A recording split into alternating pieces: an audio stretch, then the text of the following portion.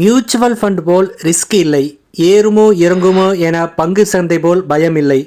100% பாதுகாப்பான தமிழக அரசின் முதலீடு திட்டங்கள். முதலீடு செய்து நிம்மதியாக இருக்கலாம். இந்த திட்டத்தை பற்றி முழுமையாக அறிந்து கொள்ள நம்ம சேனலை சப்ஸ்கிரைப் செய்துவிட்டு இந்த வீடியோவை முழுமையாக பாருங்கள். நிதி முதலீடுகளை பாதுகாப்பாக மேற்கொள்ள விரும்புபவர்களுக்கு தமிழ்நாடு மின்சார நிதி மற்றும் உள்கட்டமைப்பு மேம்பாட்டுக் கழகத்தின் ஃபிக்ஸட் டெபாசிட் திட்டங்கள் ஒரு கவர்ச்சிகரமான வாய்ப்பை வழங்குகின்றன.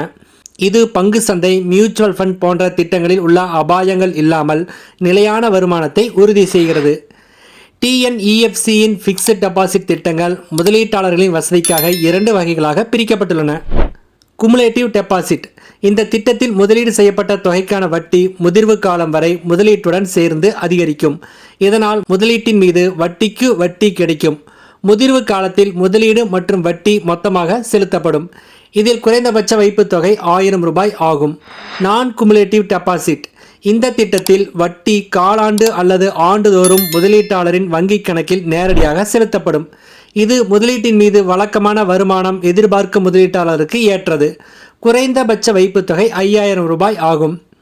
டிஎன்இஎஃப்சியின் ஃபிக்ஸட் டெபாசிட் திட்டங்கள் கவர்ச்சிகரமான வட்டி விகிதங்களை வழங்குகின்றன. இந்த வட்டி விகிதங்கள் முதலீட்டு காலம் மற்றும் முதலீட்டாளரின் வகைகளை பொறுத்து வேறுபடும். பொதுமக்களுக்கு ஆண்டுக்கு சராசரியாக 8.5% வட்டி விகிதமும், மூத்த குடிமக்களுக்கு கூடுதல் வட்டி சலுகைகளும் இதில் உண்டு. குமுலேட்டிவ் டெபாசிட்டில் முதல் ஆண்டில் பயனுள்ள வட்டி விகிதம் 9.04% இருக்கும். முதலீட்டு காலம் குறைந்தபட்சம் 24 மாதங்கள் ஆகும்.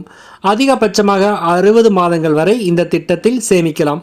டிஎன்எஃப்சி என்பது 100% பாதுகாப்பான அரசு நிறுவனம் என்பதால் முதலீட்டாளர்கள் தங்கள் பணத்தின் பாதுகாப்பு குறித்து எந்தவிதமான கவலையும் கொள்ள தேவையில்லை.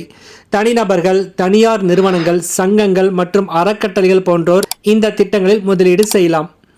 டிஎன்இஎஃப்சியின் ஃபிக்ஸட் டெபாசிட் திட்டங்கள் குறித்து கூடுதல் தகவல்களை சம்பந்தப்பட்ட இணையதளத்தில் அல்லது சம்பந்தப்பட்ட அலுவலகத்தில் பெறலாம். நன்றி.